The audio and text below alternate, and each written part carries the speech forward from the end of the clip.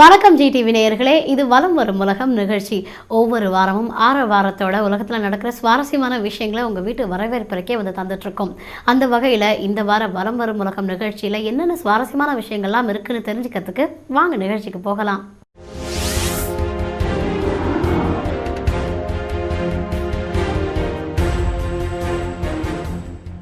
நம்ம ஜிடிவி நேயர்களுக்காக நான் முதலாக சொல்ல இருக்கிறது, டெக்னாலஜி வந்து பார்த்தீங்கன்னா இம்ப்ரூவ் ஸோ மச்ன்ற அளவுக்கு வந்து ஒவ்வொரு நாளும் புது உச்சத்தை எட்டிகிட்டே இருக்குது. அந்த வகையில் வால்வோ குரூப்ஸ் என்ன பண்ணியிருக்காங்க, ஆட்டோமேட்டிக்காக கண்ட்ரோல் பண்ணுற மாதிரியான ஒரு வெஹிக்கிளை லான்ச் பண்ண போகிறாங்க.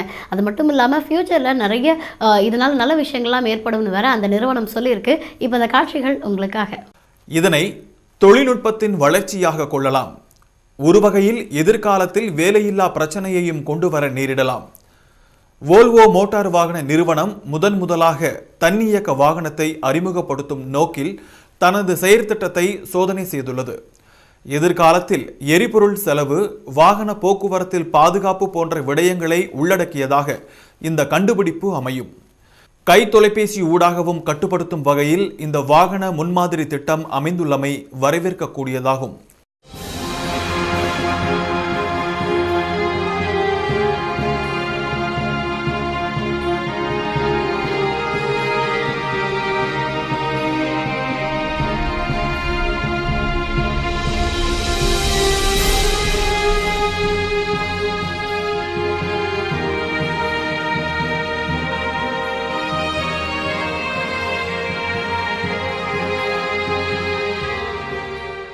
என்ன நேயர்களே, இந்த மாதிரி ஆட்டோமேட்டிக்கான வெஹிக்கல்லாம் ஃபியூச்சரில் வர ஆரம்பிச்சிச்சுன்னா டிரைவர்ஸுங்களுக்குலாம் வேலையே இல்லாமல் போயிடும் இல்லையா? சரி, இப்போ நம்ம நிகழ்ச்சியில் நம்ம அடுத்ததாக பார்க்க இருக்கிறது ஒரு ப்ராவர்ப் இருக்குங்க, 1000 கைகள் மறைத்து நின்றாலும் ஆதவன் மறைவதில்லை. ஆனால் அந்த மாதிரி ஆதவனையே இப்போ மறைக்கக்கூடிய ஒரு விஷயம் நடந்திருக்கு சீனாவில் சமீபத்தில் வந்து பார்த்திங்கன்னா மணல் புயல் அடிச்சிருக்கு. இந்த புயல் காரணமாக வந்து பார்த்திங்கன்னா பகல் நேரம் கூட இந்த புயல்னால ஃபுல்லாக அப்படியே இருட்டு மாதிரி இருந்திருக்கு. ஸோ இது பகலாக இரவானே தெரியாமல் அந்த ஊர் மக்கள்லாம் கன்ஃபியூஸ் ஆகிருக்காங்க. அது மட்டும் இல்லாமல் நிறைய பேருக்கு வந்து இந்த மணல் புயல்னால அவங்களுக்கு நிறைய ப்ராப்ளம்ஸும் வந்திருக்கு. நிறைய பேர் ஹாஸ்பிட்டலைஸ்ட் ஆகிருக்காங்க. இப்போ இந்த காட்சிகள் உங்களுக்காக. இது ஒரு இயற்கை அனர்த்தம். இந்த அனர்த்தம் சீனாவில் இடம்பெற்றுள்ளது. திடீரென அடித்த கடுமையான மணல் புயலினால் பகல் பொழுதில் வெளிச்சம் மறைந்து இரவு போல ஆகியுள்ளது. சீனாவின் கங்சு மாகாணத்தில் இந்த காலநிலை கோளாறு ஏற்பட்டுள்ளது. இந்த திடீர் அனர்த்தத்தால் பகலா அல்லது இரவா அன்று மக்கள் குழப்பமடையும் அளவுக்கு இருள் சூழ்ந்திருந்தது. இருள் சூழ்ந்ததாலும் மழை புயல் தாக்கியதாலும் சாலையில் நடந்து சென்று கொண்டிருப்பவர்கள் நிலை குலைந்துள்ளனர். கண்கள் மற்றும் மூக்குகளில் மணல் புகுந்ததால் நூற்றுக்கணக்கானோர் மருத்துவமனையில் சிகிச்சை பெறுகின்றனர்.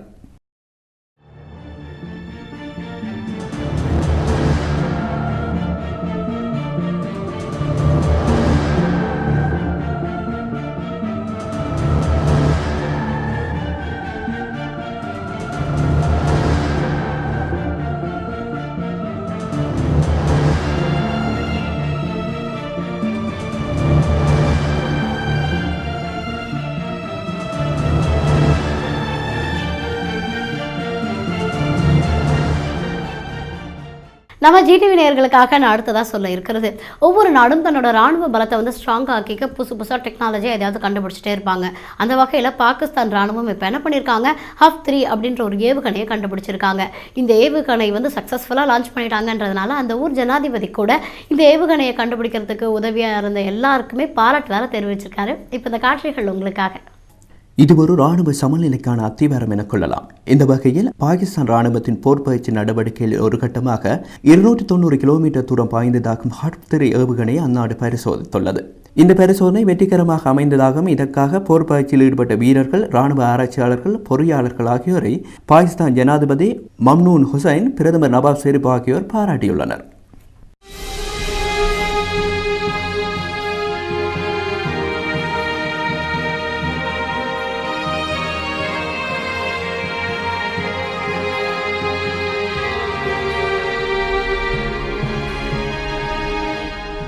என்ன நேயர்களே, பாகிஸ்தான் ராணுவம் ரொம்ப ஸ்ட்ராங்காக ஒரு ஏவுகணையை கண்டுபிடிச்சிட்டாங்க. இப்போ நம்ம நிகழ்ச்சியில் நம்ம அடுத்ததாக பார்க்க இருக்கிறது யூனியன் ஸ்ட்ரென்த் அப்படின்னு நம்ம சின்ன வயசில் படிச்சிருப்போம். அந்த மாதிரி ஒரு விஷயம் தான் இப்போ சீனாவில் நடந்திருக்கு. சீனா வந்து சமீபத்தில் தன்னோட 65வது கடற்படை நிறுவப்பட்ட அந்த ஆண்டை பூர்த்தி பண்ணியிருக்காங்க. ஸோ அவங்க என்ன பண்ணியிருக்காங்க, தன்னை சுற்றி இருக்கிற அந்த கண்டத்தில் இருக்க காண்டினென்ட்டில் இருக்க எல்லா நாடையும் கூப்பிட்டு ஒரு கூட்டு பயிற்சியில் ஈடுபட்டிருக்காங்க. இது வந்து பார்த்திங்கன்னா ஃப்யூச்சரில் எல்லா நாடும் ஒன்றா சேர்ந்து இந்த மாதிரியான கடற்படை போர்க்கப்பல்களுக்கான ஒரு பயிற்சியாக அமையும் அப்படின்றதுல ஆச்சரியப்படுறதுக்கு இல்லை. இப்போ இந்த காட்சிகள் உங்களுக்காக.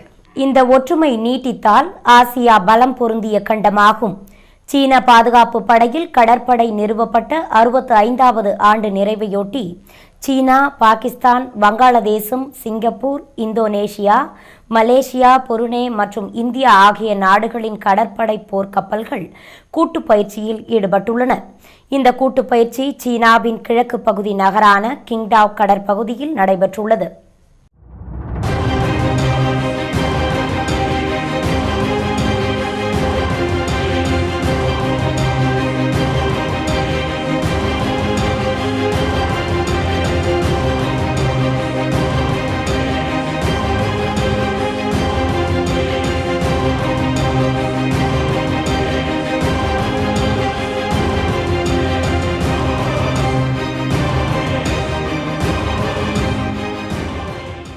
என்ன நேயர்களே, இந்த மாதிரி எல்லா நாடுகளும் சேர்ந்து கூட்டு போர் பயிற்சி கற்றுக்கிறதுன்றது நல்ல விஷயம் தான். ஆனால் ஒருத்தர் தாக்கிக்காமல் இருக்க வரைக்கும் அது நல்ல விஷயம் தான். சரி, இப்போ நம்ம நிகழ்ச்சியில் நம்ம அடுத்ததாக பார்க்க இருக்கிறது உக்ரைன்லேருந்து கிரிமியா பிரிஞ்சு ரஷ்யாவோட சேர்ந்தது நம்ம எல்லாருக்கும் தெரியும்.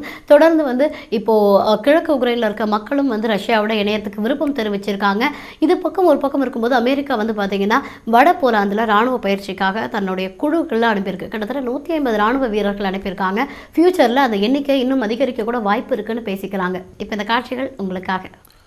இது ஐரோப்பாவில் கனன்று கொண்டிருக்கும் நெருப்பு. உக்ரைனில் இருந்து பிரிந்த கிரிமியா தேர்தல் நடத்தி ரஷ்யாவுடன் இணைந்ததனை தொடர்ந்து உக்ரைனின் மேலும் சில பகுதிகள் ரஷ்யாவுடன் இணைய விருப்பம் தெரிவித்துள்ளன. ஒரு பக்கம் ரஷ்யா இதனை வரவேற்க, மறுபக்கம் அமெரிக்கா உள்ளிட்ட சில நாடுகள் எதிர்ப்பு தெரிவித்து ரஷ்யா மீது பொருளாதார தடையினையும் விதித்துள்ளது. இந்த நிலையில் பயிற்சி நடவடிக்கைகளுக்காக போலந்து நாட்டிற்கு அமெரிக்கா தனது இராணுவ குழுவை அனுப்பியுள்ளது. முதற்கட்ட இராணுவ குழு ஒன்றை போலந்திற்கு அனுப்பியுள்ளது.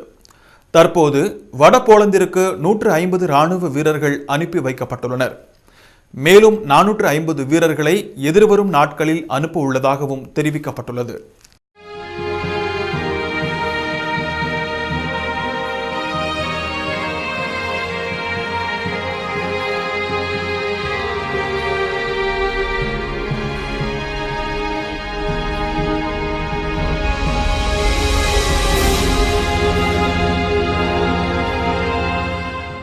நம்ம ஜிடிவி நேயர்களுக்காக வலம் வரும் உலகத்தில் நான் அடுத்ததாக சொல்ல இருக்கிறது, அமெரிக்க ஜனாதிபதி ஒபாமா சமீபத்தில் ஜப்பான் வருகை தந்திருக்காரு. ஜப்பான் பார்த்தீங்கன்னா இந்த மாதிரி டெக்னாலஜியான விஷயங்கள் எல்லாம் கண்டுபிடிக்கிறதுல எப்போவுமே முன்னோடியான நாடாக தான் இருக்குது இல்லையா. இப்போ சமீபத்தில் அவங்க அப்படி ஒரு விஷயத்தை தான் கண்டுபிடிச்சிருக்காங்க. அவங்க ரோபோக்கள் எல்லாம் கண்டுபிடிச்சிருக்காங்க. இந்த ரோபோக்கள் தான் நம்ம ஒபாமாவை வரவேற்றிருக்கு. அது மட்டும் இல்லாமல் நம்ம ஒபாமாவோட சேர்ந்து விளையாடவும் செஞ்சுருக்கு. இந்த விஷயம்லாம் பார்த்த உடனே நம்ம ஒபாமா உண்மையிலேயே ரொம்பவே எக்ஸைட் ஆகிட்டாராம். இப்போ இந்த காட்சிகள்லாம் உங்களுக்காக. இது ஒரு அரசியல் முன்னோட்டம். அமெரிக்க அதிபர் பராக் ஒபாமா ஜப்பானுக்கு சென்றிருந்த போது அந்நாட்டு இளம் விஞ்ஞானிகளால் கண்டுபிடிக்கப்பட்ட இயந்திர மனிதனோடு பேசி சொக்கர் விளையாடியுள்ளார். இந்த நிகழ்வு ஜப்பானில் உள்ள மிராய்கன் இலத்திரனியல் கூடத்தில் நடைபெற்றுள்ளது. அமெரிக்க அதிபரை வரவேற்ற இயந்திர மனிதன் தான் அவரை சந்திப்பதால் மகிழ்வடைவதாக கூறி ஓடியும் ஒரு காலில் துள்ளியும் தனது திறமையை காட்டி பராக் ஒபாமாவை வியப்படைய வைத்தது. பின்னர் பராக் ஒபாமா மாணவர்கள் அனைவருடனும் இணைந்து புகைப்படம் எடுத்தார்.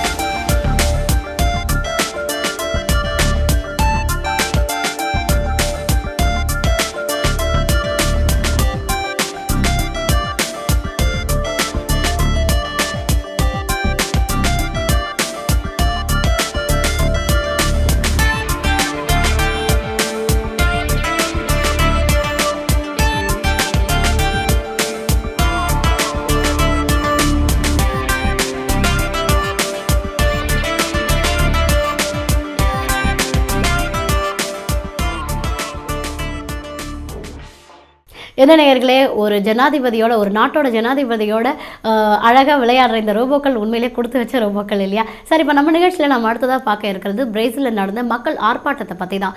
பிரேசிலில் சமீபத்தில் பார்த்தீங்கன்னா ஒரு டான்சர் வந்து போதைப் பொருட்கள் எல்லாம் கடத்தினாரு அப்படின்ற குற்றச்சாட்டில் அவர் வந்து கைது செய்யப்பட்டு அவர் கொல்லப்பட்டிருக்காரு. இதை எதிர்த்து அந்த ஊர் மக்கள் எல்லாம் பயங்கரமாக சண்டை போட்டிருக்காங்க. இப்போ அந்த ஆர்ப்பாட்டம் போராட்டம் நடந்த சீக்வன்ஸ் காட்சிகள்லாம் உங்களுக்காக. இது ஒரு சமூகத்தின் எதிர்ப்பு நடவடிக்கை. பிரேசிலின் நடனக்காரர் ஒருவர் போதைப்பொருள் கடத்தினர் எனும் குற்றச்சாட்டில் கொல்லப்பட்டதனை தொடர்ந்து மக்கள் ஆர்ப்பாட்டத்தினை செய்துள்ளனர். இந்த ஆர்ப்பாட்டம் பிரேசிலின் தலைநகர் ரியோ டி ஜெனிரோவில் நடைபெற்றுள்ளது. இந்த ஆர்ப்பாட்டத்தினை குழப்பும் முயற்சியில் காவல்துறையினர் தாக்கியதில் ஒருவர் காயமடைந்துள்ளார்.